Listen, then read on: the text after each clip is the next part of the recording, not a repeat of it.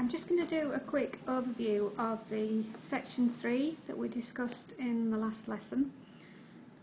Just make that a little bit larger. Then you'll remember that initially what we said was that there were 2 skill areas that you needed to select, and we had some suggestions for what those skill areas might be. So it might be something to do with the teaching of your specialism, and it could be something in particular at work that you want to look at and develop in terms of the teaching of your own subject. Alternatively, you could look at minimum core, and that could focus on language and literacy, numeracy and ICT. And one of the things that we pointed out about language and literacy was that we said you need that awareness that next year, by the end of next year, you need to be working at level 5 in terms of your language and literacy. So that might be a key one for very many of you to look at and develop. And then what we said was that all that would feed into your learning contract, where you set out which skill areas you were going to cover, and you agree that with us at the outset. So that's the first section. The next section then, moving on, was that you would actually go about developing those 2 skill areas in your work.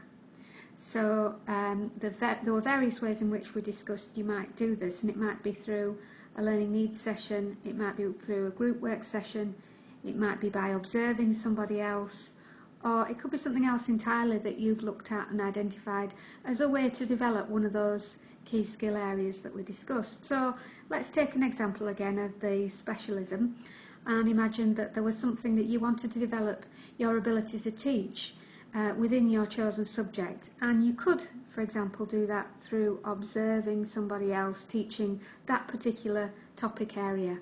So just to reiterate, number 1, you've identified your skill areas. Number 2, you've gone about actually developing those skill areas.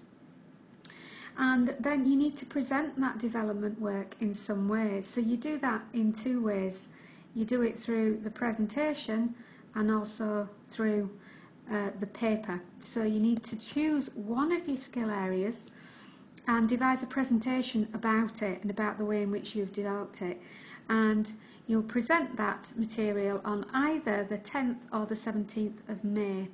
And there are various ways in which you could do it. You could do it through a live PowerPoint presentation, you could do it as a poster, you could do it as a web page.